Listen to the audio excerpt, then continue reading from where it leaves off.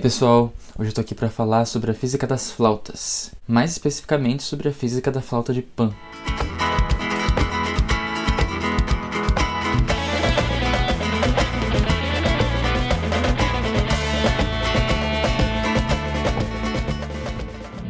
Pois então, as flautas elas funcionam de uma maneira muito parecida com as cordas de um violão. Por quê? Porque também a física que está por trás disso também tem a ver com ondas estacionárias. Mas, dessa vez, a gente está falando de um tubo sonoro e não de uma corda. Porque a corda ela é presa em duas extremidades.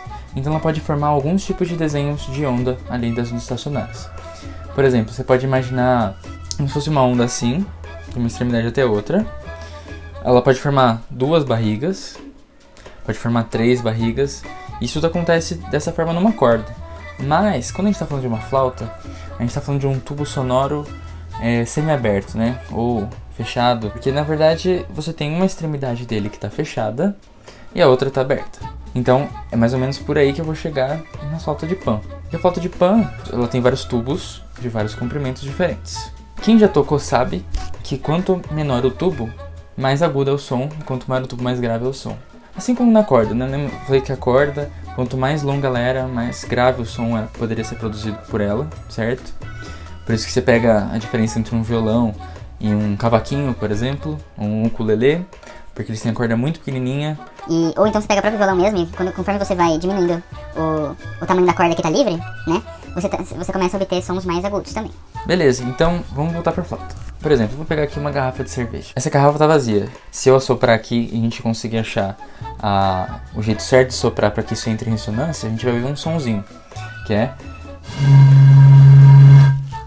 certo? Mas se eu colocar um pouco de água aqui dentro, o som vai mudar.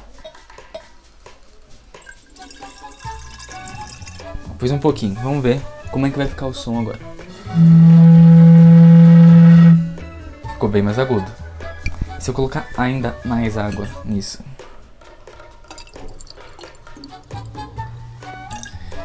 Agora foi pelo menos meia garrafa.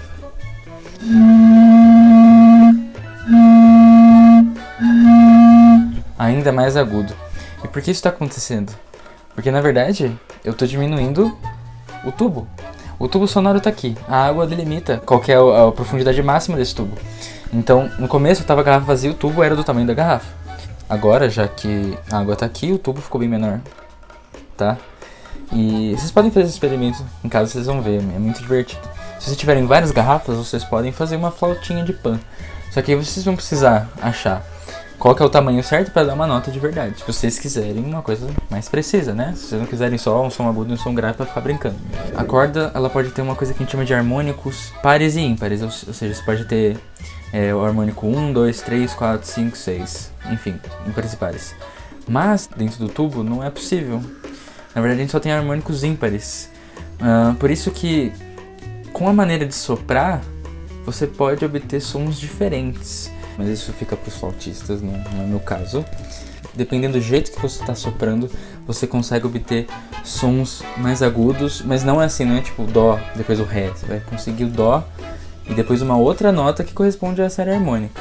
Os cálculos eu vou deixar para um próximo vídeo, onde eu vou explicar para vocês como funcionam as ondas estacionárias e como a gente pode trabalhar com elas. A gente vai conseguir, a partir delas, construir uma flauta de Pan.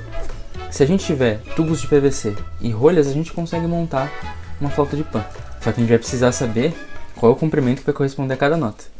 E em vez de você ficar testando e cortando 1000 vezes o tubo de PVC, ou seja, eu corto aí, testo, não tá dando dó. Aí eu corto mais um pouquinho e vou testando.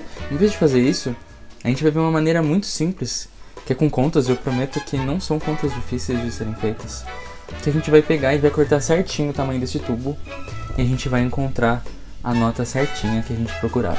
Mas isso num próximo vídeo. Valeu por assistirem. Espero que todos estejam bem, aguentando firme essa quarentena.